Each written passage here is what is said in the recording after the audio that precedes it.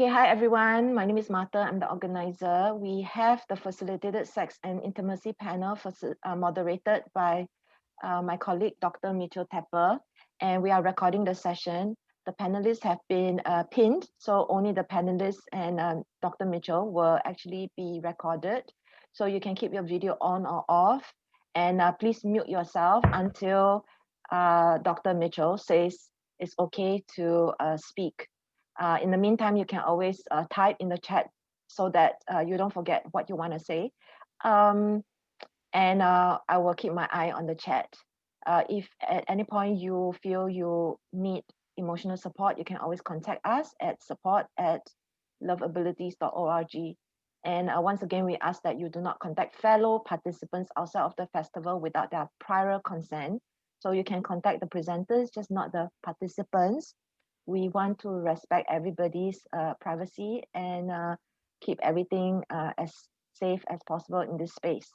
So yes, thank you very much. And I think all of you are familiar with Dr. Mitchell Tepper. He's a very experienced sex educator. He's my supervisor, and he's also the person who supported us in coming out of the program for Love Abilities.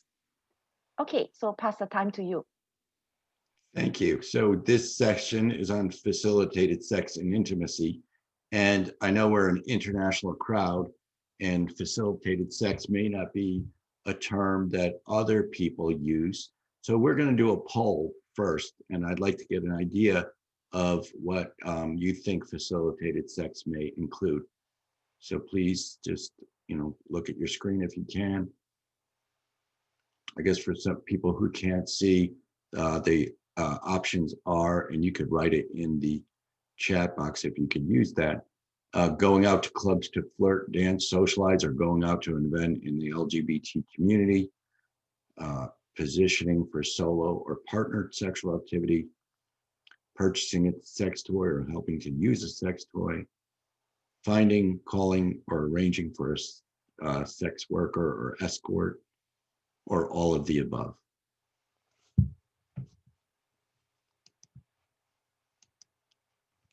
And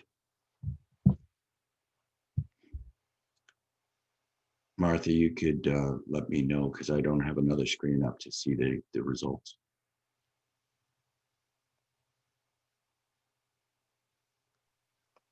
Okay, it's been, some of them are still responding. It's been 1 minute. Let's just wait a few more seconds. Okay. So for those of you who are not able to participate in the poll, it's really okay. This is just to get a sense of the room. Okay, so we have 26 out of 31 people who have voted in the poll. Can all of you see the results? Yeah, so all of the above. Well, for going out to clubs, 4%, positioning for solo or partnered activities, 35%, purchasing or using a sex toy, 20%, finding or calling, arranging for a sex worker or escort, 27%. And the majority of people see it as all of the above.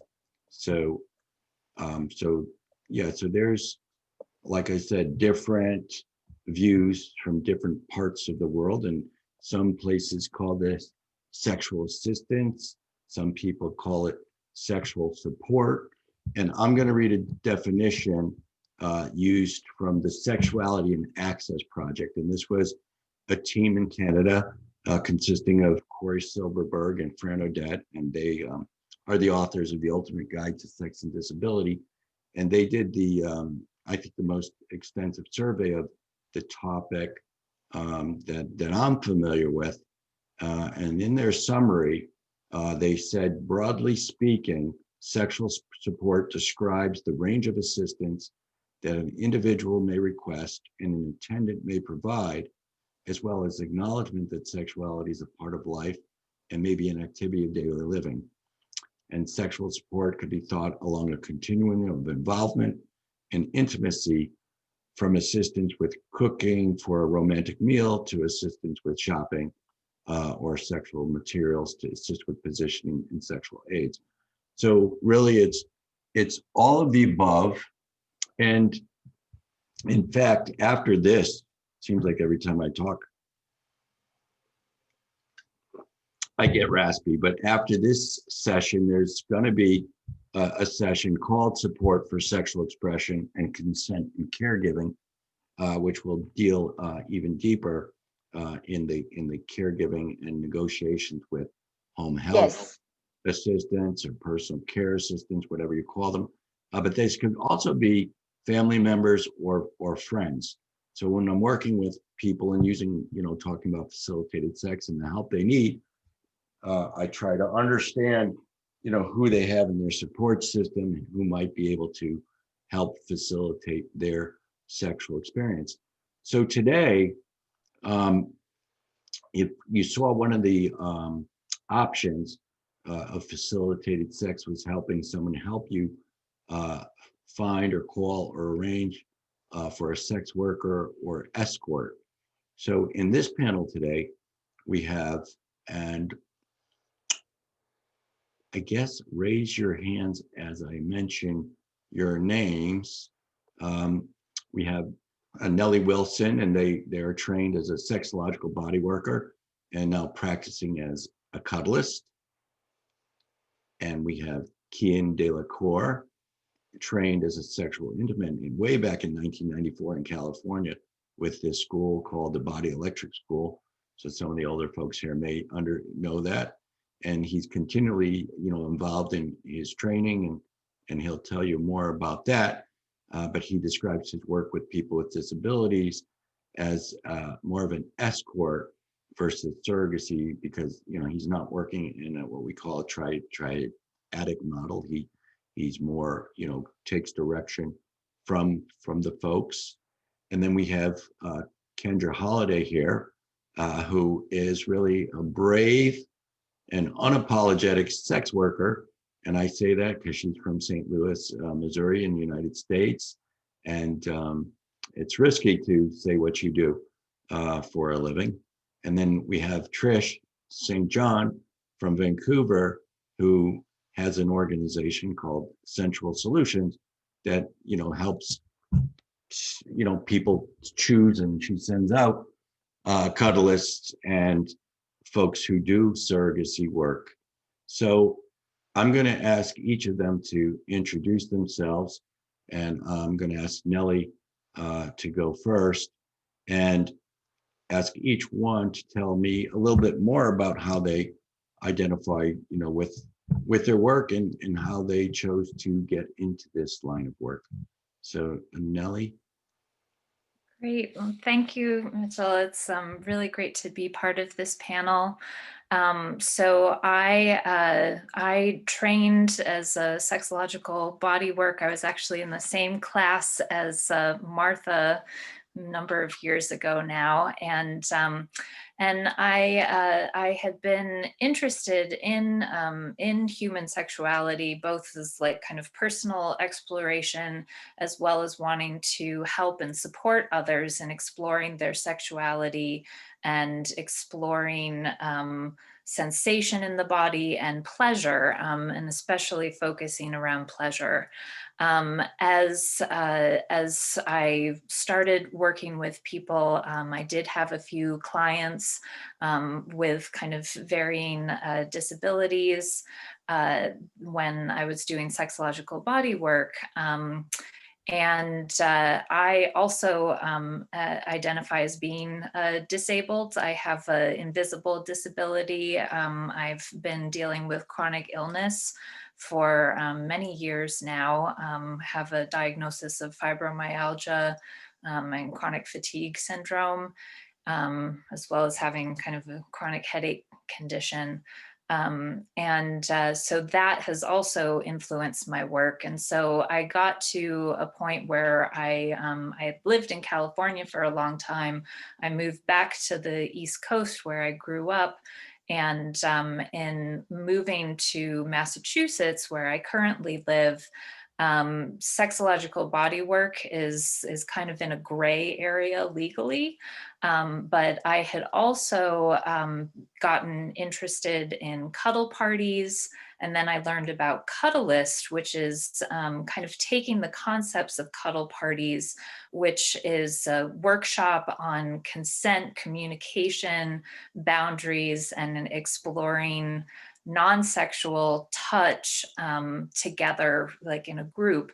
So Cuddlist takes those concepts and puts it in a one-on-one situation. So as the practitioner, I'm supporting the client in helping them to discover and figure out what sort of touch feels really good to them.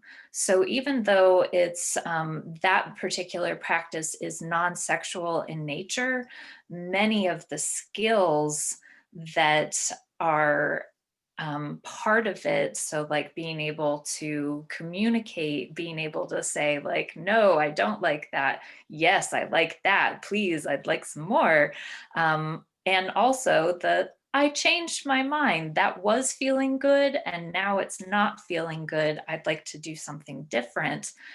All of those apply to sexual situations. You know, and I feel like the Cuddlist work is kind of more the intimacy part. So I'm helping to facilitate people having experiences of intimacy and care and being able to receive nurturing, pleasurable touch. And in like the sexological bodywork context, that that's more of a model of the person who is receiving the touch. It's the touch is focused on them, whereas in a Cuddlist session, we're touching each other, and so there's that exchange happening, and people get to explore what it feels like, you know, if they want to you know, like touch my back or, you know, run their fingers through my hair, to be able to explore, does that feel pleasurable to them? So those are just kind of some examples of what my work can look like, and kind of the basis of that. That's wonderful. You know, we talked yesterday, or I talked in my Love Potions #9, like the secrets to accessing the best sex of your life. We talked about the importance of trust, safety, and connectiveness, right? And with trust and safety, communication and consent are so important for establishing that foundation for any kind of sexual interaction, you know, whether it's, you know, romantic or, you know, we talked about Donnie yesterday, everyday pervertibles, you know, so whether you're negotiating an S&M scene or, you know, you're an evening of, you know, love making, those things that you're teaching with the Cuddlist are very important. Thank you. So next, I guess it doesn't really matter what order, but Kian, can you introduce yourself some more and tell us how you got into this? Oh, yeah, sure. So I became interested in working with sexuality when I was at university in Bradford around age 19. And I was particularly interested in working with people living with disabilities because I had no experience whatsoever.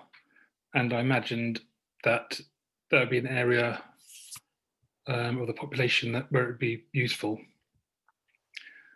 So that's my motivation. And after that, I trained with Body Electric as a sacred intimate, which is working with breath work and genital massage and erotic touch in a fairly unstructured way. And I went on to train in the triadic surrogacy model as a surrogate partner, which is quite a structured, almost program of different kinds of intimacy. Excuse me. And then I trained as a sexological bodyworker, somatic sex educator, and I now co-lead the UK somatic sex education practitioner training with my partner Katie. And we do work in somatic sex education and sexological bodywork. We can work with facilitated sex, and there's a very different ethical boundary to escorting work or kind of full service sex work, as it might be called, because in sexological bodywork, the practitioner is clothed and erotic touch is one way. So that's a distinct practice with distinct ethical code. And previously to that, I worked as an escort, and I still have a listing on the TLC website. The TLC Trust, which I could put in the chat in a moment, and which is run by the Outsiders, founded by Tuppy Owens. So I connected with Tuppy back in my 20s and worked with the Outsiders, which is a club for connecting people living with disabilities and exploring sexually together and with others. And they founded the TLC Trust, which is a listing of vetted sex workers and escorts for people living with disabilities. So I still have some clients in that role who may have very limited mobility, for example, with cerebral palsy, or have a wide variety of ways of interacting. Are your clients men, women, or both? Both, yeah. Mostly identify as women and men and women, yes. Thank you. So next, I think we'll do Kendra. Cameron, Kendra. are you talking to me? Oh, no. Kendra is Oh, sorry. No problem. Good morning. Similar name, yes. Hello, I'm Kendra Holliday in St. Louis, Missouri, and I got into escorting about 14 years ago, and I enjoyed it, but I really gravitated towards the clients who had some sort of dysfunction or disability or cancer survivor or something that was more of a healing sort of work than the entertainment side of escorting. So about 10 years ago, I started getting into more of a therapeutic sexual healing work. So I do full service sex work with goals and intention and using different techniques to help people find their health and happiness. And I just really love what I do. And I love working with all kinds of people, mostly men, but I have worked with women and trans people and couples as well. Thank you. Thank you. And last but not least, Trish.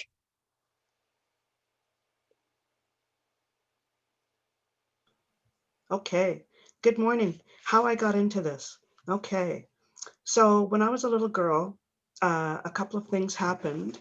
One was I remember being in elementary school and we were learning about sex ed, like just about our bodies. We were about 11 years old, and there was a lovely little girl in a wheelchair, and she was always removed from the class, and it upset me. I couldn't figure out why that was happening. And somehow I felt it was wrong. I don't know how, but I just, then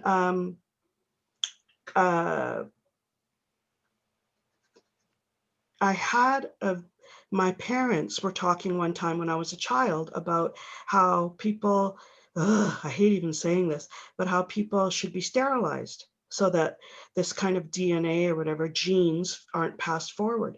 And I was young at that time and I did not like that idea. I fought with them. I thought that was disgusting. I don't know why they would even think that. So that's always been in the back of my mind. And then more recently, in the last 20 years, I read an article about a wonderful couple, both with disabilities, and they had been dating and they wanted to find someone to help them express their intimacy with each other. And they asked their caregiver, and she was totally grossed out and made a big to-do about it. The couple were so in love, they couldn't find anybody to help them, and they ended up splitting up. And I just thought that was heartbreaking. So that's kind of a background of me. And then skip ahead, I did 24 years in the corporate sector. I worked for Canada's largest credit union, and I was in charge of culture and employee engagement. And I did that for quite a while. Then I basically started having anxiety and panic attacks. My body was telling me, this is not the job for you. You should not be doing this. So I took a year off of work. And then I actually left the organization. But during my time off, I decided to kind of figure out what I liked and what was pretty cool. And I was looking through the paper one day and I saw that a Vancouver escort agency, which is licensed and legal, needed someone to answer the phones. And so I did that job. I did that job part-time for 7 years. And I loved it. I just loved it. The clients were great. The women that I worked with were just great. I had so much fun, really opened my eyes. But what we also got during that time was a lot of people calling in, parents and parents of adult children with disabilities and adults with disabilities would call in. And we would try and get people to see them, but for the most part, it didn't really work for this company. And they didn't really want to pursue that supply chain, I guess, if you will. And so I sat back and I put together a focus group. I went onto Craigslist, got some volunteers. I had about 12 people to talk to about what kind of business this would be and so forth, and how would they respond, and what would be a price point, all that kind of stuff. And then I just, I left the agency and I decided that Sensual Solutions needed to be, and it would make me happy too. So we are in our 10th year of business, unfortunately right now because of COVID, but that's a little about me. I'm a business person who believes in social justice. And so Sensual Solutions is my little contribution, and I love it. That's it. Thank you. I wish that service was legal or even decriminalized in a lot of the United States, because I'd love to be you. Can you tell us a little bit more about the range of services that Sensual Solution offers? And even I'm sure people out here are curious about what, I guess in Canadian dollars, it costs for each of the services. Right. Well, the services are listed on our website, and so are the prices. But I'll let you know that we provide a variety. We have coaches who have sexological bodywork backgrounds, clinical sexology. We have coaches who are sex workers. And so when we have both mostly female coaches, we do have some male coaches, and our clientele are straight and LGBTQ2S. 2S is two-spirit. And the services that we provide are educational services. A lot of people who are newly injured or who have a disability will come to us for information about their own body, and exploration about their own body and masturbation, how to do it, how to get help for it. We also do, when we have the right people, we'll do brain mapping or body mapping. When we have a skilled person, we'll offer tantra, but we offer hourly sessions. Sometimes it's just a basic meet and greet or a coffee and cuddle, and that's an hour for $75. And then we have an hour of what we call intimate and hands-on, and that's $225 Canadian an hour. So that's about what, $5 US, I'm not sure. So $225 an hour, and we do have longer sessions. We have overnight sessions as well, and we offer couples. So our coaches will work with couples, whether they're both living with a disability or one is and one isn't. We will help them. And this is very heartwarming because of the case that I told you about a bit earlier with the couple that had to split up. It broke my heart. So we work with couples. We'll have a coach go in and work with them over time, what they want to achieve, what their goals are. Ultimately, they want to express their love for each other, give each other pleasure. And so the coach will position them, help them undress and dress, and work with them to build their relationship and how this might work. And so that's couples, intimate sessions, the coffee and cuddle. The couples session is $100 an hour. And that's usually, yeah, $100 an hour. So those are our basic sessions. We also offer a lot of consult time, free consult time to parents who call us. A lot of parents call us, and they often say, oh my gosh, I was thinking of doing the same thing. I can't believe this exists. So that's a little bit about our services, and we can get into the challenges a little bit later. Yes, thank you. Nellie, can you tell us about a typical client engagement? Sure. So as far as Cuddlist sessions go, again, the pandemic has kind of taken a toll on that work because it's really close in-person stuff that we're doing. But one of my long-term clients who was already quite socially isolated before the pandemic, he has spina bifida, and I've been working with him for, it's going on 2 years now. And for him, he really loves to be cradled. So one of the things that we do is, I do in-home visits for people that aren't able to come to my office. And for him, it's much easier for him to be able to transfer in and out of his own bed. So we do that. I'll help him to, kind of get into position, and then I hold him. He really loves to have his hair stroked. And he likes me to sing, so I'll sing. Sometimes we read stories together.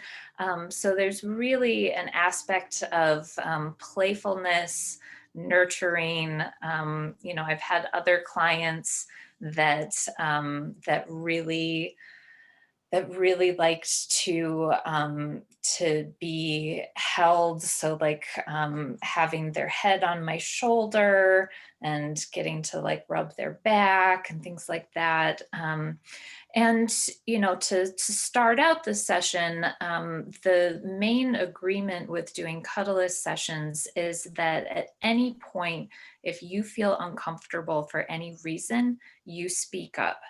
And if for any reason I feel uncomfortable, I will speak up and will, stop or change or do something different. And that agreement, I feel, is super important because it means that you as an individual, I'm trusting you to take care of yourself, but I also want you to trust that I'm going to take care of myself. So you don't have to worry about me.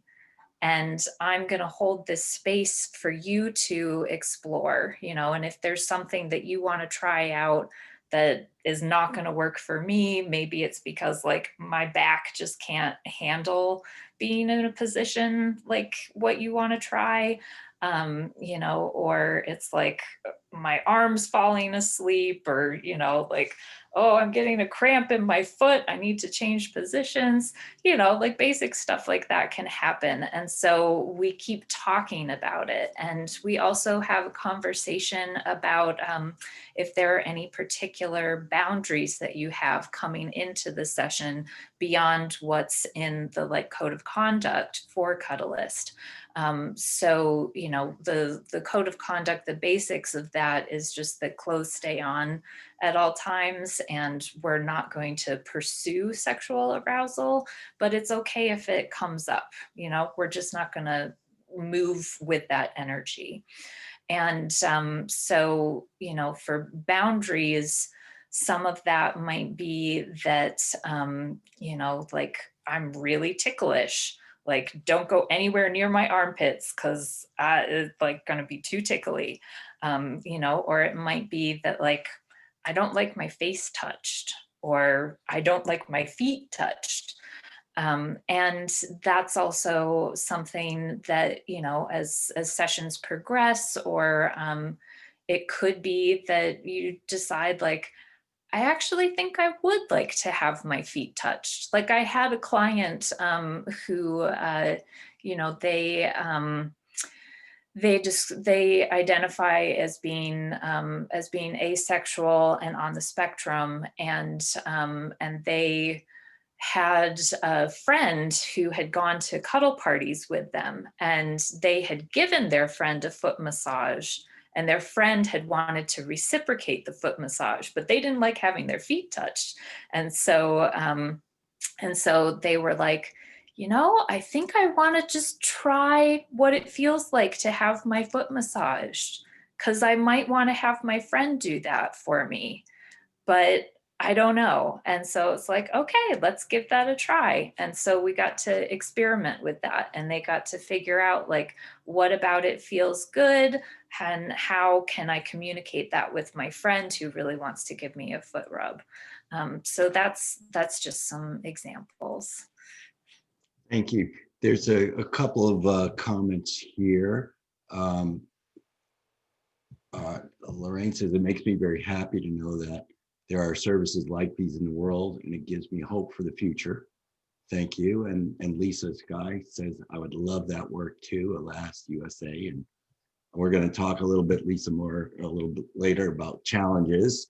And Richard asks, and Martha put a definition in the chat box, but about two-spirited. And so can the person who mentioned two-spirited say what that, give your definition?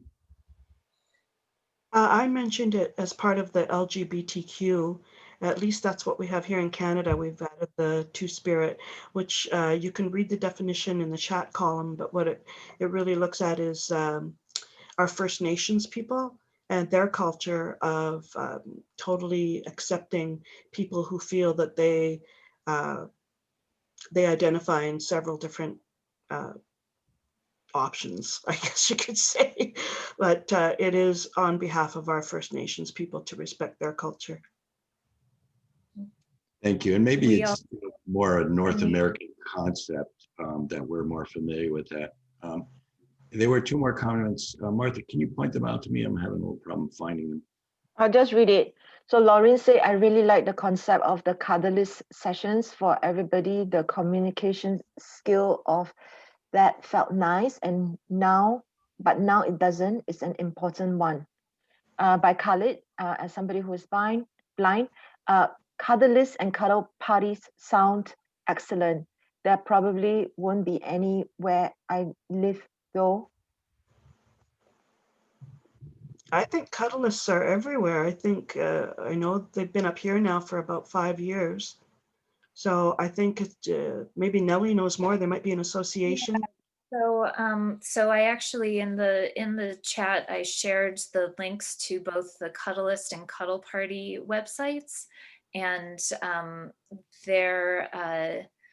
they are expanding globally, especially cuddle parties, which have been around for a lot longer, are all over the globe. Again, the pandemic, unfortunately, has kind of put a hold on those sorts of activities for a lot of people, but they do exist in many places.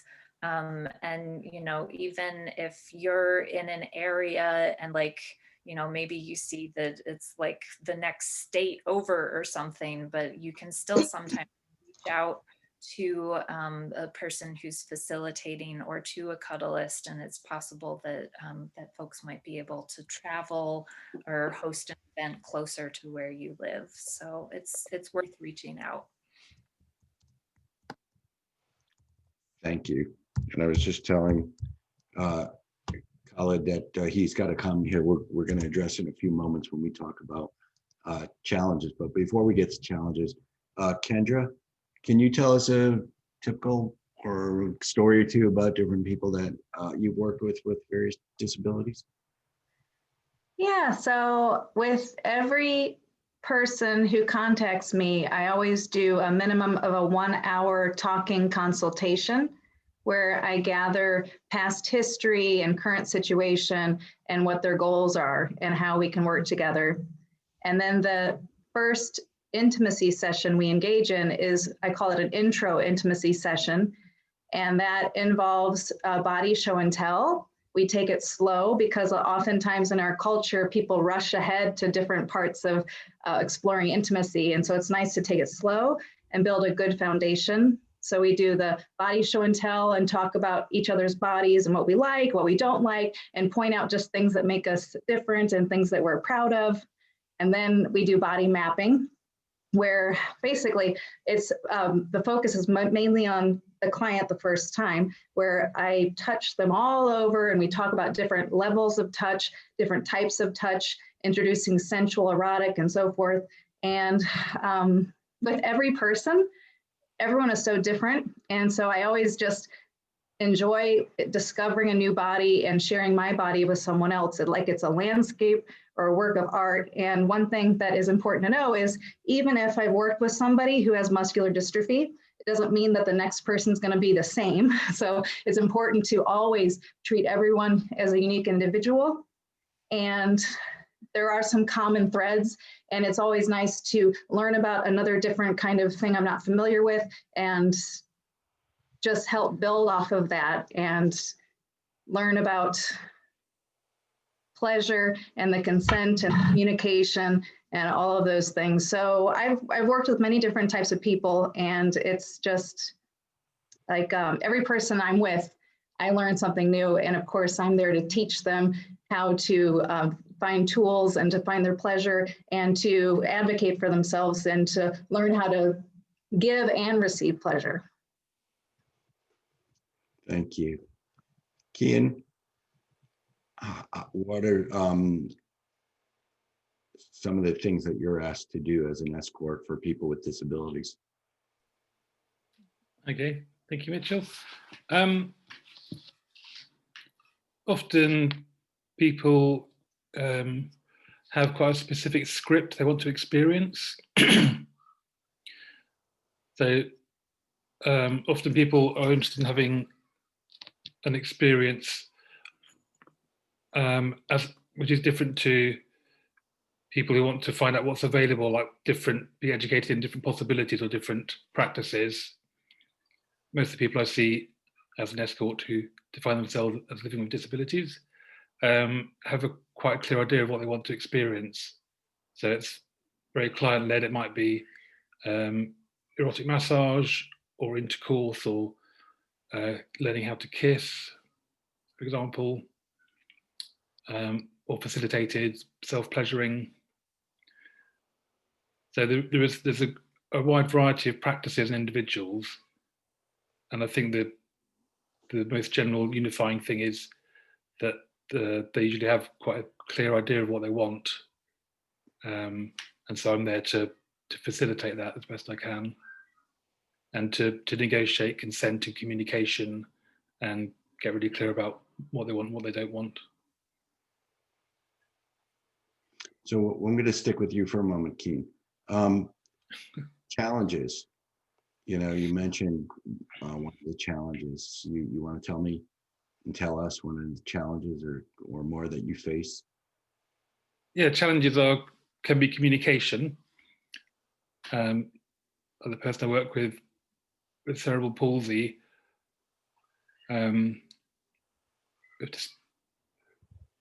I mean, it comes from me because I want to be really clear on consent and communication. So I wanted to create signals that tell me, because verbal communication is lengthy and difficult. So if I was to communicate, meaning slow down or do that more, or I want to talk, or I want to stop, or I want to change the activity. That's a particular challenge.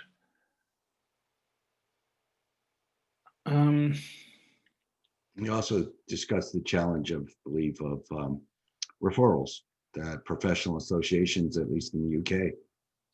That's a big issue, yeah. Yeah, so in the UK, sex work is legal, and working hands-on erotically is legal.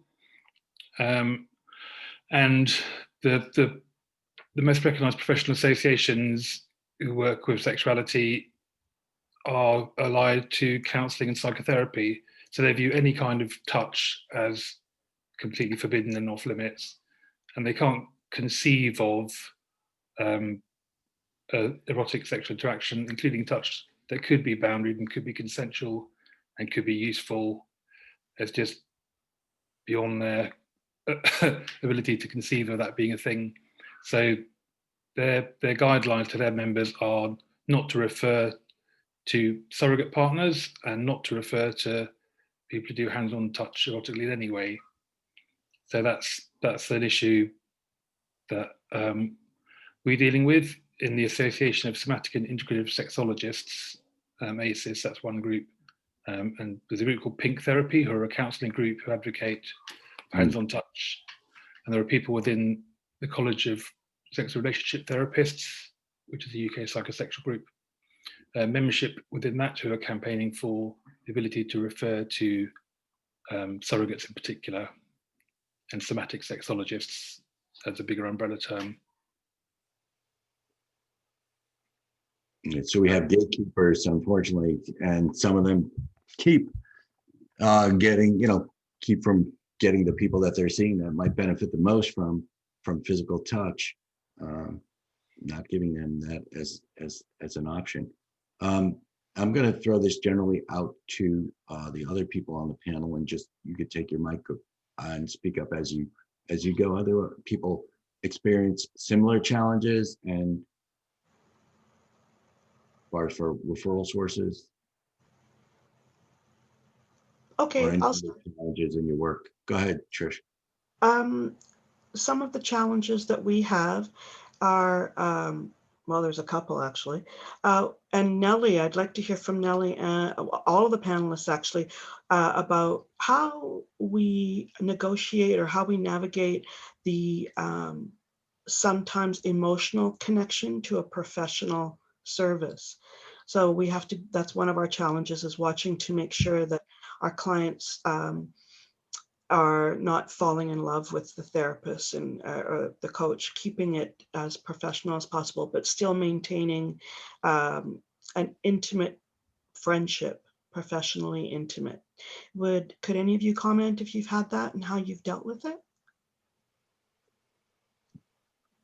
Definitely. So we're talking about boundaries. So Yeah.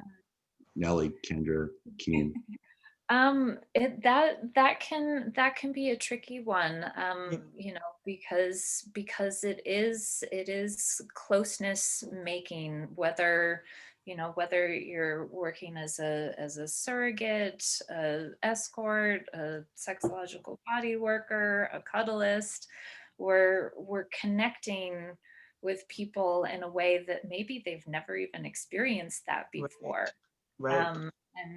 And so one of the, I think one of the important things is to keep communication open about like how are they feeling about what's going on here, and getting to hear from them. It's like, oh, okay. And one of the things that I've found to be helpful is to come back to, any of the kind of like professional guidelines that a particular practice has, to just remind them that it's like, so this is what I'm offering. And I care about you as a person, and these are my professional boundaries. Right. And and one of the things, because I feel like for myself, there's a lot of love that kind of channels through me when I'm in session with people. Absolutely. And I like to talk about it as that I'm channeling this larger sense of love, like that it's not, this isn't so much about me as it is about like, I'm moving this energy for you to be able to have that inside of yourself, and that you're also a conduit for Right. love. And that we're just, you know, that's one of the ways that we're connecting. But I'd love to hear from others as well. Beautiful. Kendra, I see you really, you know, nodding and smiling. So why don't you go next? Oh, it just brings tears to my eyes. I just feel so much about that. For me, with boundaries, years before I started doing paid sex work, I had a few inexperienced men, well, a couple, get really attached to me in a way that wasn't my intention. So I learned from those experiences before I got into this professional work. So the thing that I've really learned to keep things really containered is time and money. So I really do hold it to an hour or the time we've agreed upon, and I stick to the financial part of it. And that has really helped keep it kind of separate. And I always like to let people know that I'm a stepping stone in their journey. So this is not the end. They're going to take tools and take experiences they've done with me and move on to become a good lover with other people, or spread the love. So. Very nice. The Susan K, she's not here, but she was going to try. She was a trained, you know, surrogate partner therapist, and now trains others. But when it talks about love, she says, you know, it's okay that people fall in love, right? And as long, you know, and I have a client right now, I've, you know, hooked up through facilitated sex with somebody that's helping him out. And I know, based on his history, he's going to fall for her like, bam, you know? And I'm like, you know, so I say, I know you're going to fall in love with her. You got to remember, you know, that this is just, like you said, a stepping stone. You know, this is a relationship. And yes, it's good. And I love the way you put it, Nellie, about love is flowing through you and back, and let them know, give them some assurance that in the future, you know, when they meet somebody, that they'll have this experience that they could share with someone else. So you can't stop people from just falling for, you know, people, you know, my wife sees the same person for, you know, always, who does her hair. And I know a lot of people are like that. You know, you develop a relationship with certain people, and you know, that relationship, maybe it happens every month or every 6 weeks, depending how often you need your hair colored, if it's not, you know, Corona. And you know, that happens, and it's really nice to have loving relationships. But I talked about the difference between love as, you know, this fantasy thing that it just happens, versus something of choice, you know, and this is a loving relationship. It'd be nice if it was a loving relationship. And that doesn't mean that this is an exclusive love, that you have love that you could share with other people. So, but it's important. I like, Kendra, you're talking about, you know, time and money. And also one other thing I would say, depending, you know, when you're working independently, is the communications in between sessions. Right. You know, because if you allow the person to communicate with you on a regular basis in between, without charging, without saying, you know, this is an exception, or having some boundaries or rules about contacting you outside of those sessions, Right. that's when people could begin to get blurred. So you have to be very disciplined, you know, even with the people you like a lot, you know, not to, you know, give them the false sense that this might be turning into something else. Does anyone else want to say anything else about boundaries? Kian? Yeah, just agree with Kendra in my approach. And I think that I'm involved in an intimate reaction, intimate interaction. So intimacy is appropriate, and feelings of love and warmth are appropriate. And transference can be a great part of a healing interaction. So it's not about keeping it out of the interaction.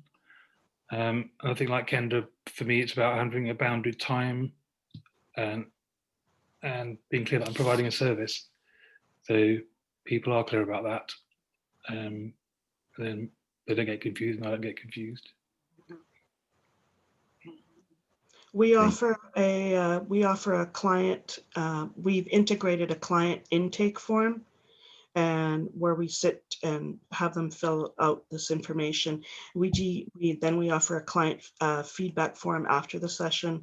Usually the coach gives them some kind of homework that they can work on. So that helps as well. And then there's a debrief afterwards. And I try and call all the clients after their appointment just to see how it went. So yeah, thank you very much. That whole red flag thing, I just was wondering if it was us or if it seems it's universal, right? Because it's love. But I just want to mention, we do have another problem. We have a challenge here in Canada where sex work is legal, but it's only available for the sex worker to sell their service. We have nothing in Canada that talks about this type of service. This is brand new. In the United States, they have the surrogates, IPSA, and other associations. We don't have that here. So our law is that our clients would be breaking the law, and probably me, because I'm running a business and I'm working with people who may or may not touch genitals. And that's really the whole case of it. So we do have a challenge with our new law that came about in 2014 about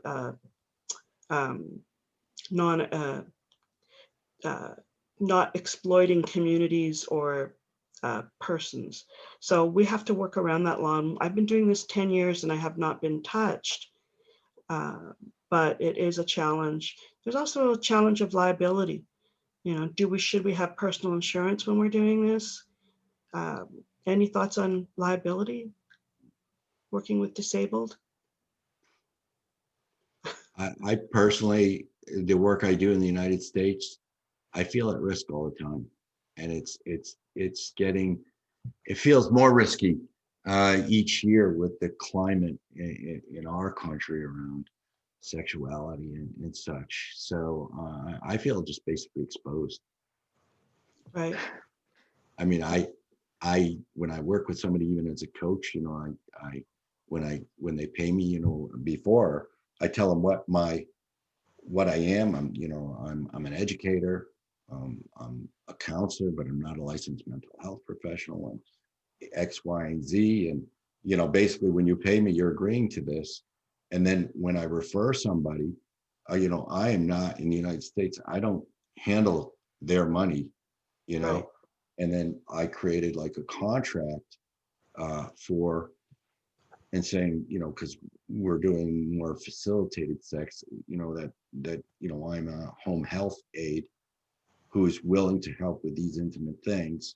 You need to tell me exactly what you want. Basically, I'm your hands, so we have something in writing between the party that's receiving the services and the person giving the services. So it's basically a contract, and it says, this is what I am.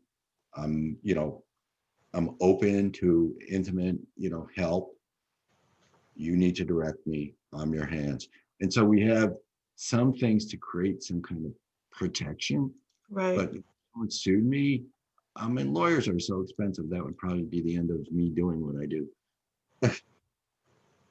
I do keep a lawyer on retainer for my protection, but I have not had to utilize her yet, which I'm very grateful for. I never had issue with that, but I'll tell you that most of my clients who have disabilities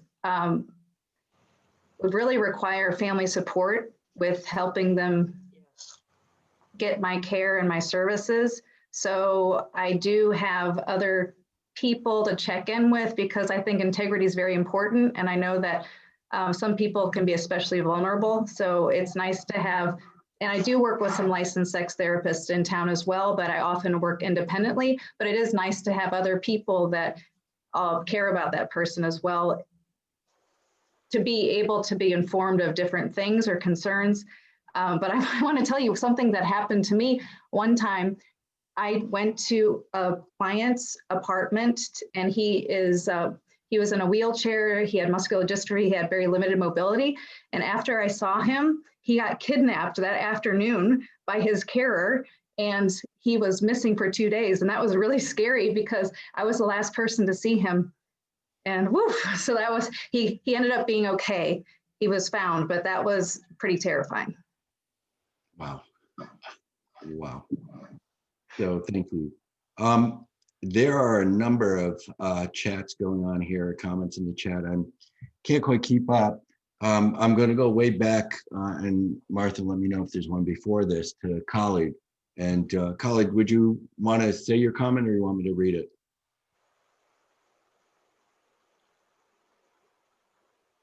Are you asking me to read? I can read it. No. I could read it. I didn't know if Khalid wanted to bring it up himself. I'll read the comment. It says, unfortunately, there can be a vicious cycle where the people who most need these services are not able to afford them, and the people who offer the services are not able to make it a living and feed themselves, so they stop. There doesn't seem to be a solution. Government would never spend money on projects like that, and millions of people would be horrified to learn of their tax money being used in such a way. That's a huge challenge, and I'm glad you recognized both sides, because it's a challenge for many people with disabilities who are on, government support, and the government doesn't support this as a need. And yes, even on this side, I mean, I don't make a living from what I do here, in my work. It sounds like I'm really busy and stuff, but it's not, very, very gainful. Thankfully, I have other sources, and Yeah. I'm able to, give my time and help people. But and on the other side, yeah, this is, people like Kendra, you're out there, you're because it's not legal, right, in St. Louis, in Missouri, so you're taking risks, and yeah, so it is a vicious cycle, and it'd be great if there was a better way. Trish in Canada, she told me she's going to the government and trying to create something that's will make this fully legitimate. So well, we're chipping away at it. We've noticed that there's more phone calls from political party researchers asking us questions, which is great, wanting to know more about it. We're also tied in with the legal industry, especially with lawyers who look after people after their accident, where they go to court for them. Some lawyers have called asking how much should they build into the budget for this person. That's awesome. So we are chipping away at it. Hopefully, like Dr. Tepper said, we're starting to age out, some of us. We're starting to age out of this. So there needs to be the new generation coming up to continue on with this, to chip away at society and make these changes. I wanted to say that earlier this year, I came up with an idea. I'll be honest with you, most of my clients are older, wealthier white men who have like erectile dysfunction, which could also be called erectile disappointment. It's not so much dysfunction oftentimes, but they have the money and the means to see me monthly or however they want to do that. But I have a couple of young men clients who can't afford me on a regular basis because they're on fixed income, on disability. And so I thought up about a scholarship program. So I've started asking my clients who have money, I said, would you mind donating towards this young man so that he could, learn his sexuality and pleasure? And so that started to happen earlier this year. And then March, COVID hit, and now that's on hold, but it's just a little, depending on my clients, they need to believe in this kind of, that this other people should be accessible to these kind of things. And so I do have one client I haven't seen since March, but he's got a session coming when we can see each other again. So we'll be glad to celebrate then. It's wonderfully creative. Thank you. There's a question here. Can you all speak about the medical model versus social models of disability and where these kinds of work fall? So fascinating.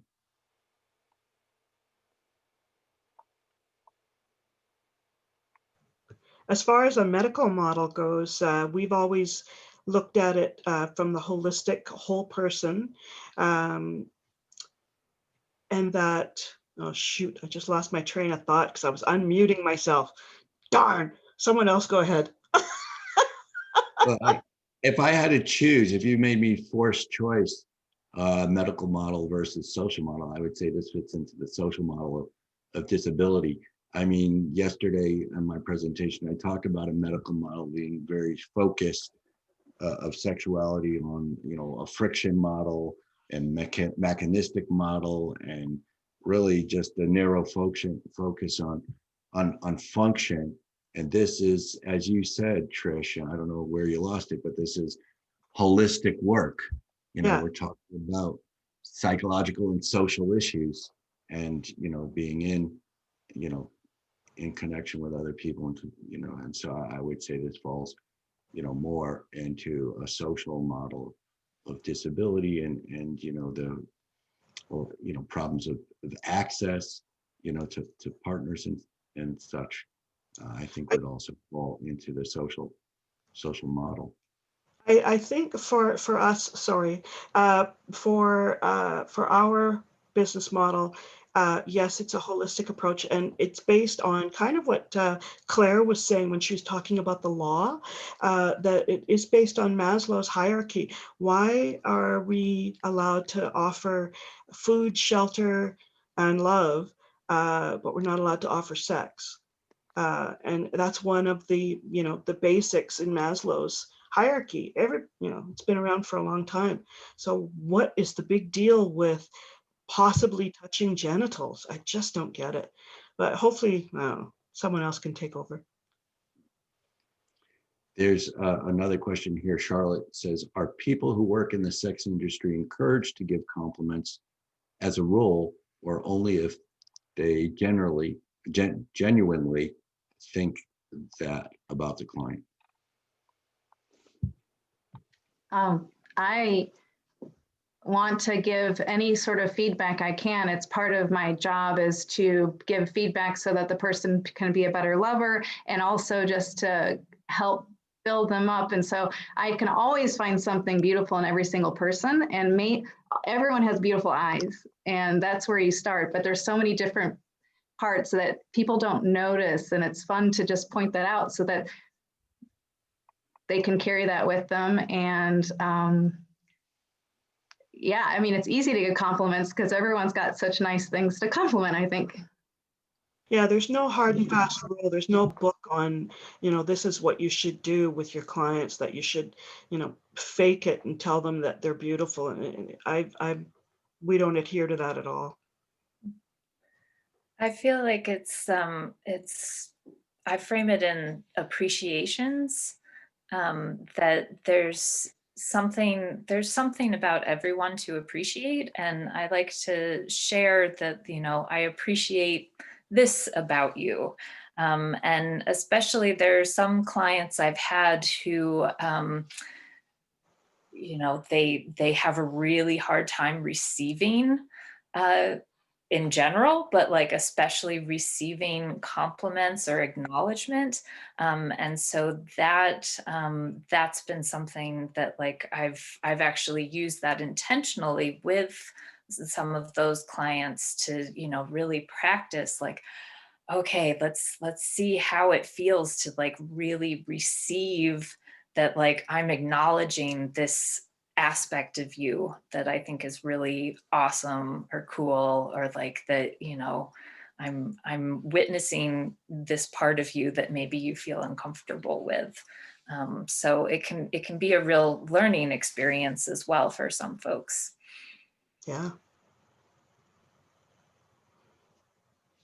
Thank you. So I'm going to continue to go down the chat list, but I think Mike, is that your hand actually raised? So Mike, you can unmute yourself and go, and then I'll go down the. I wanted to ask you about two things. First of all, thank God for every one of you. The thing I wanted to ask you about was encourage people not to get burned. That's happened a couple times. Like you get a room and nobody shows up.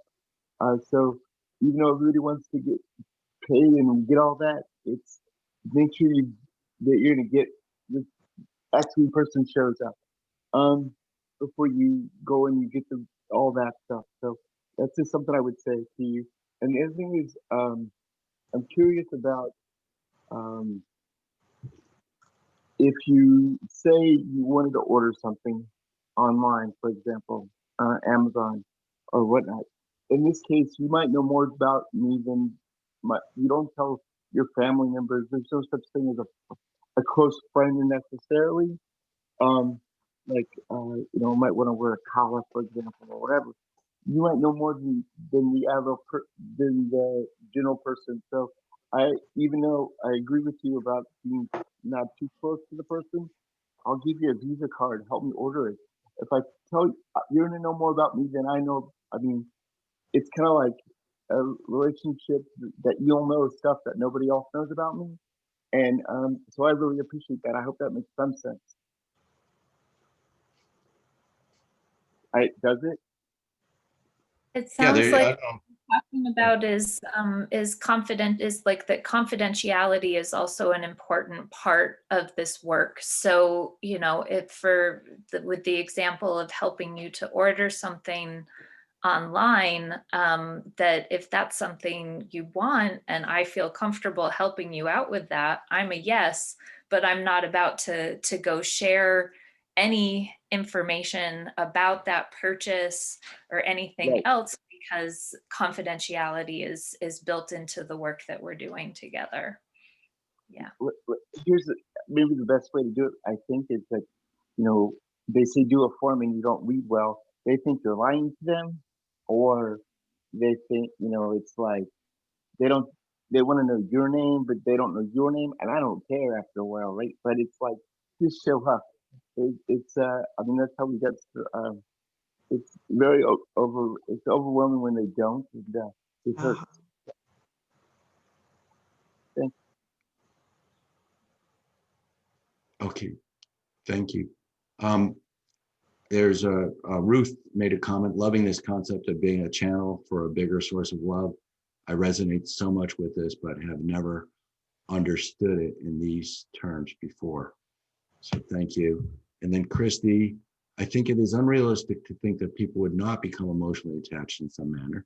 We become attached to therapists, teachers, coaches, etc. So it makes sense that we would also do so with those who are this intimately tied with us. Boundaries, of course, but with realistic expectations of humanity too. Thank you, Christy.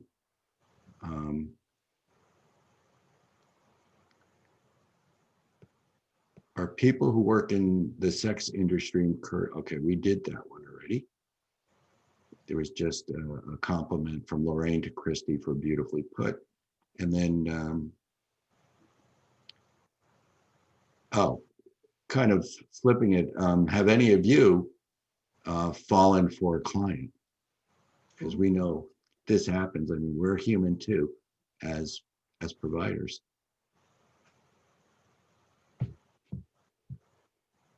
I know some of our coaches have gotten a little close, and so we've had to watch that. But I don't think that anyone's ever come to me and said that has happened. However, I used to one of my roommates was a psych nurse, and she fell in love with somebody at the rehabilitation. He was in a wheelchair, and she totally fell for him. So I do know somebody. I've probably been with thousands of people sexually because I've made a long career of it since a teenager, but doing this professionally the past 10 years, I usually never, but just recently I had somebody move to St. Louis who came in town and paid me for a consultation, and I realized right away there was a spark there, and it was very vulnerable and embarrassing to have a separate conversation about that. And so now we are intimate friends instead of paid client, because I saw that there was going to be a conflict there, and I stated it right away. And so that was super out of the ordinary for me. That was really something. So I've heard of people doing it before and I didn't understand it as much, but then it happened to me.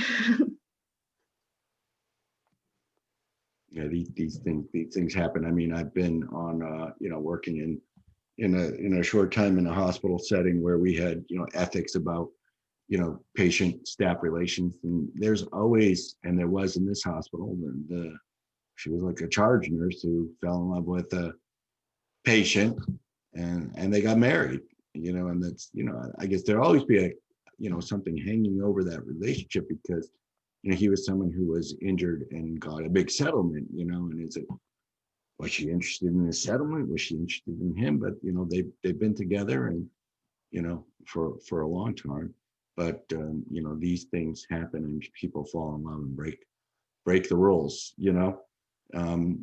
there was some more discussion in this from Rebecca saying, I'd like to explore the distinction between falling in love and falling in lust and entering into a love relationship with someone, because the chemicals we experience physically when we interact intimately are real and present, absolutely.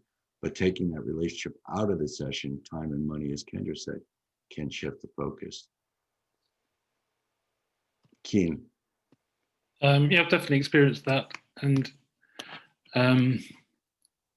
what was helpful for me was having a clear ethical framework that I'm situated within, so that in this instance, it was a kind of immediate attraction or limerence, a term from the book by Dorothy Tenoff, limerence, just kind of lust attraction. And I was able to see, because I didn't know the person in any way, that it wasn't related to them, and it was more about me.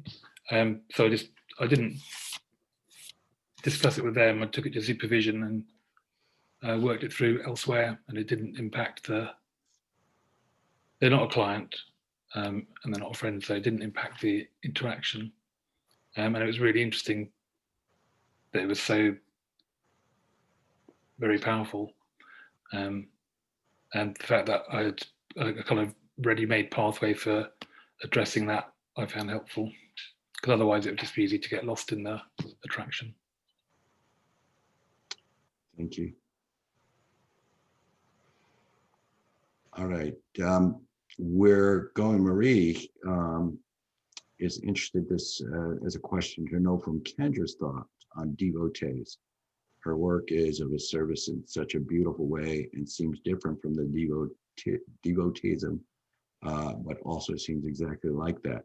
Would love her to take on the subject. Thanks. Okay, so devotees, I think there's at least two different types of devotees. There are those who fetishize somebody, and there's those that are really into providing service or care. Is that correct? I'm not real well versed on the topic.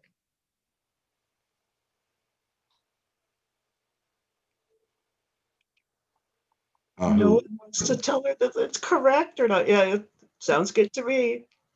Yeah, so I don't really know how to answer it, but I really get off on helping people and being with people and celebrating differences. And so I don't quite understand the question, but it sounds like that would be like I'm getting paid as a devotee. I don't know.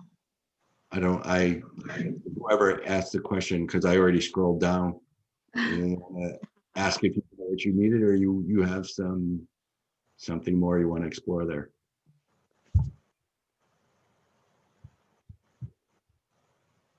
I think that they got what they needed, and we'll. I hope so, but yeah. So Alex says, International Institute of Complementary Therapists are great on the insurance and registration of these kinds of services. Lawrence Illard, who manages that setup, is helpful. I use them in connection with my therapy and coaching work. Alex, or maybe, where are you located in the UK? I know it says International Institute, but I'm not familiar with that, but it sounds like says yes. Okay, because that sounds like a good resource for those of you who are in any area where that's covered. Kian, are you familiar with that, International Institute of Complementary Therapists? No, I'm going to look into it. Okay, great. Thanks. Lisa says, I would love to do this as a side gig, but I need to protect my OT license. Yeah, so like I'm an ASEC certified sex educator and supervisor and counselor. And by being ASEC certified, that precludes me, their code of ethics precludes me from from touching anybody. So if I wanted to do this, I'd have to say bye-bye ASEC and switch over. So, and so when you have a license of any kind that precludes, you know, ASEC, it's almost any kind of touch. OT, obviously, you're going to be touching people in an intervention, but I guess it would you know, explicit sexual touch would be, you know, a problem there. So yeah, I mean, this is unfortunately we have different legal systems, and they don't recognize what we do as, you know, as valuable work that should be allowed. Yeah. Oh, sorry. I've known some people, you know, who if they have a particular profession that they're already doing, that they want to do something that's more sexual, you know, or genital touch, that they actually set up, you know, it's like you set up a completely different business and you use a different name, is one of the ways to kind of really separate things out. And again, there's always risk in that. But it's one way that some people have figured out how to be able to do a separate offering. Of course, I think doing something like that is easier when you're in a big city, a big metropolitan area. Where I live, I'm in a small town in Western Massachusetts. So like, you know, if I've got posters up for one business and then I've got posters up for a different business with a different name, people are gonna like see that and be like, what's going on? But that's one thing. But Kendra, you had something to add too. Oh, I just want to brag. I'm kidding that I don't have any license or certifications or affiliated with anyone, although I do work in conjunction with some licensed sex therapists, but we don't have any agreements per se. So it's all very, means that I can be pretty free agent. So again, I have to be very ethical and be mindful of my integrity, but I've watched a lot of my colleagues and a lot of my peers level up in their certifications and their letters with their names, and they can't come to the clothing optional parties anymore, and they can't do certain things anymore. And so there is a trade-off with that. What we're hoping to do up here in Vancouver, now that we're in our 10th year, we wanted to really start to develop a facilitated sexual health practitioner certification, different from anything else, just basically facilitated, somehow getting that certification so that it is seen as a viable option for people, and for people, we have lots of coaches who come from being sex workers, and I know that this would be just a nice opportunity to get some kind of certification out there. So we're working on that next. But the business is not a profit-making business whatsoever. So we've really had to watch that as we move forward as well, because we're really doing this. We're thinking we might even try and apply for a nonprofit designation. So we'll see what Canada has to offer next. Wonderful. God, Kian. I think Marie in the chat said that a medical model could be useful for gaining funding for this kind of work. And I imagine that gathering case studies or evidence of what's been useful might help there. Do you do anything like that, Trish, in your organization? We're collecting information, we're collecting data, and we basically have a lot of, I can't think of the word because I'm old. But we have collected information moving forward. We know we have to make a case for it. So picking the right model and going to the right government. Do we go to our provincial government? Do we go to our federal government? Ultimately, how can we get this licensed, and how can we get it paid for through our universal health care? Great, and published maybe. Yes.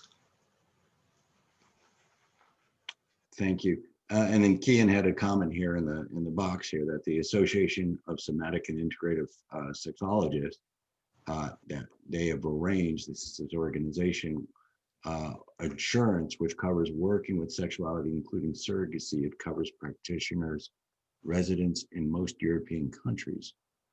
So there's a link there to the organization and insurance coverage. That's excellent.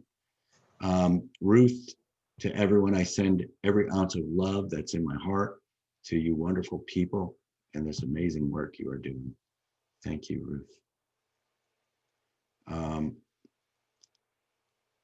Amy,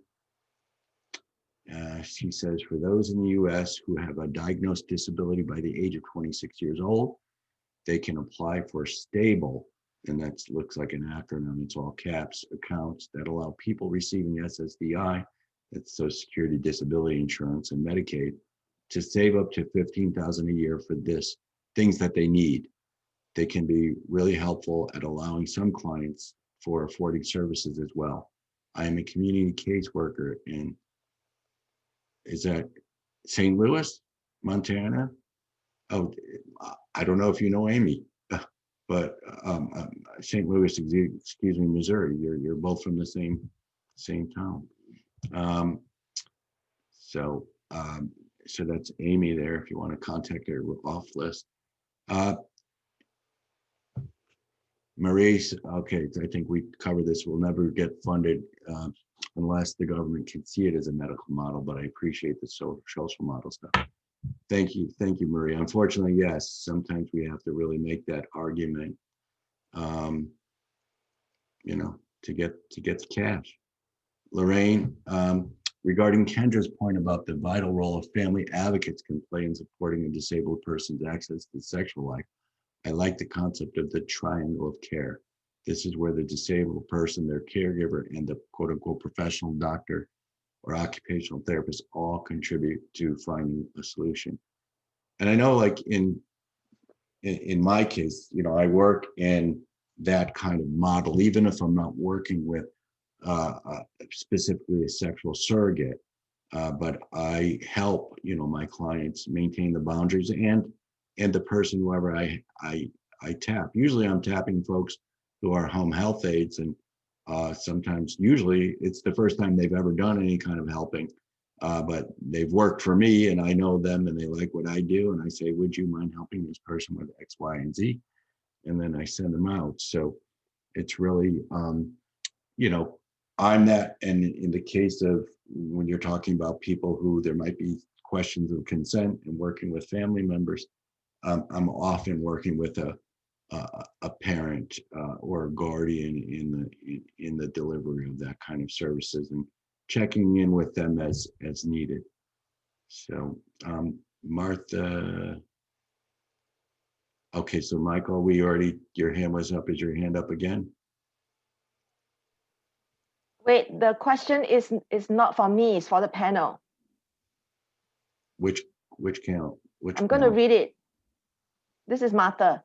So somebody was asking Martha, me, that in the huddle, I talked about using BDSM to eroticize pain. So could these kinds of services help with that? What would that be like? So this person wanted to ask the panel whether BDSM can help people who have pain to eroticize pain and to help them. I'll be on the BDSM panel later today, and I think that is another whole avenue of creative sex that could be tapped into with, of course, all the communication and negotiation of a scene and what the expectations and outcome are, and being able to have the aftercare as well. So it's very much, BDSM can involve a lot of mental stimulation and sensation as well as physical. So I'm a fan. I support that. Yeah. Thank you. I see the question. I think before that, I guess that there are, this is from Kayla, I guess there are incentives to make these services less professional, in the sense that professional organizations tend to get more scrutiny from the mainstream media and more condemnation as well. I guess there are incentives to make the service less professional, in the sense that professional organizations Oh, that came through twice. Tend to get the scrutiny from mainstream media as well. So yeah, I mean, they're like what Trish was saying, when, you know, strategically they have to pick a, you know, a model when they move forward and what's going to work. Okay, so we got the pain question, and then Caleb continues, but then there will be questions of how to keep everyone safe in such an arrangement. Perhaps the Cuddlist model could be used. Yeah, I think safety is important both ways. You know, we have to be concerned about the client's safety and our safety. I see a lot of heads nodding. You know, anyone on the panel want to say something and about safety? I see across the board a lot of heads nodding. Anyone want to say anything more about this? One of the things that I've always done is a screening process with any client, and I think that's pretty common for a lot of these sorts of practices, is that we'll have like an initial phone call or maybe an initial video call with the person, and we have, like I've got kind of a list of questions, and part of that screening is just a basic of like seeing, are we compatible? Like what you want, is it something that I actually am offering? And if not, then, I have some referrals that I could maybe offer you. And it's also kind of getting a sense of like, do I feel comfortable with like actually scheduling a session? I know that for some people, especially with initial sessions, like, if I'm going to somebody's address, I have, like my partner, I do let them know that it's like, I'm going to be seeing a new person today. This is the time frame. If for some reason I am not home, like I'm really late, like to reach out to me. Just as kind of like a backup. I personally have never had a situation where I felt like I was in danger, but I feel like the screening process is really important. And I feel like it's also really valuable for the client to get a sense of like who I am and do they feel safe in working with me. So, it goes both ways in that screening process time. Thank you. I'm going to try to read through some of these comments, and because we only have a few minutes left, and then the session after this is also on support for these things. So we'll just have to keep it going, because obviously this is a very hot topic. So Marie says to Kendra, you are an impressive person. Thank you for bringing ethics to your work, and this conversation is so needed. Thank you, Marie.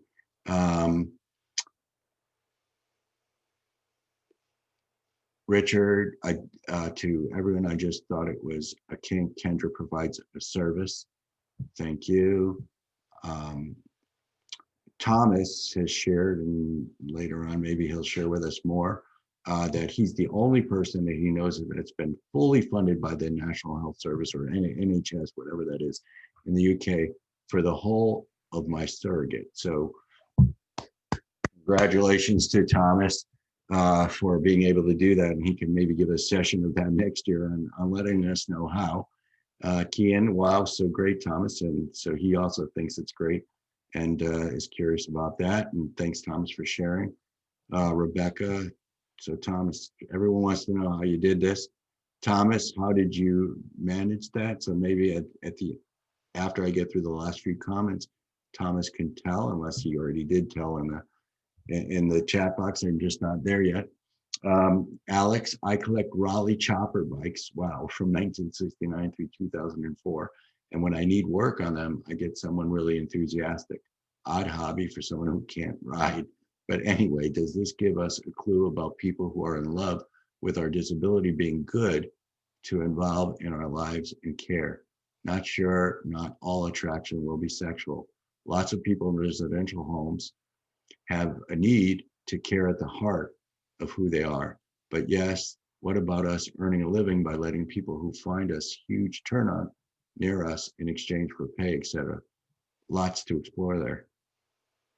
Certainly, I think if I got what you said in the end there about earning a living by letting people who find us a huge turn on, there was a site for that.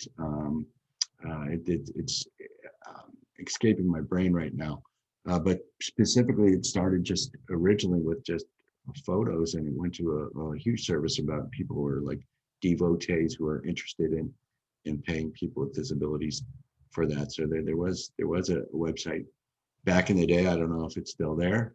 Lisa, Sky, Carl, not only is that model great for the client and helps protect the provider legally, according to a lawyer I spoke with, legal problems usually arise from angry family members.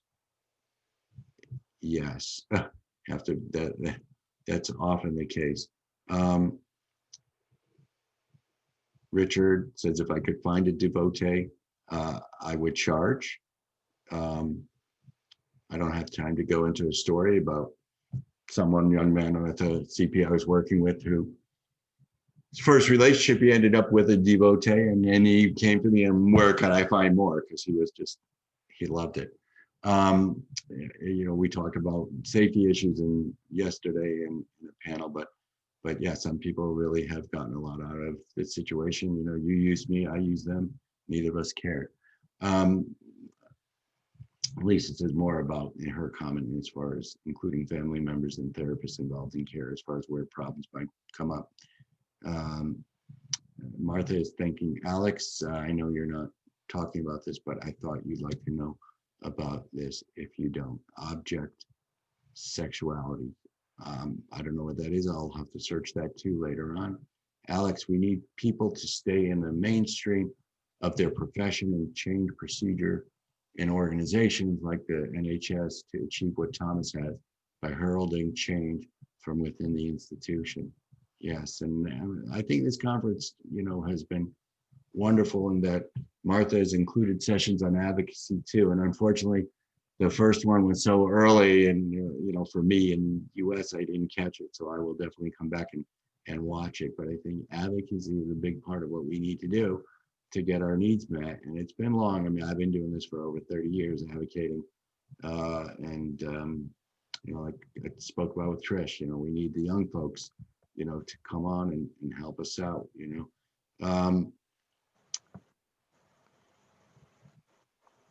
Charlotte, how do the sex workers here respond to those who denounce their work? Why don't we answer that at the end? So if we want to go over, at least we could stop the recording, because I know we want to be very conscious of time here. We're already 2 minutes over. Sorry I got to that so late, but there's just so many questions. Alex, now that's the issue. Martha, then, is the person truly attracted to us or inanimate objects that are part of our lives, our medical equipment? Oh, is the person truly attracted to us or to an inanimate object that are part of our lives or our medical equipment? Okay, I got that. Originally, I thought that was asking if Martha is the person attracted to all of us. Is she a devotee because she took this conference on and she doesn't have a disability? So for a moment, I was a little confused with the word Martha in there, but I got it. Lorraine, thank you to all the panel members, just for being on the panel, but for all you do. Thomas, if anyone wants to know how I persuaded the British government that human rights must be facilitated and funded, please don't hesitate. Wow, okay, I'm almost near the bottom. Well done. Huh? Well done. Should I keep going? No, don't keep going. Oh, okay. I'll have to keep going after we're over, so if you want to Okay, I'm going to stop stop the recording. Thank you, everybody, for being here. Thank you, Mitchell, for doing such a great job. Thank the panelists for being so excellent in your sharings. And of course, thank myself for choosing all these amazing people.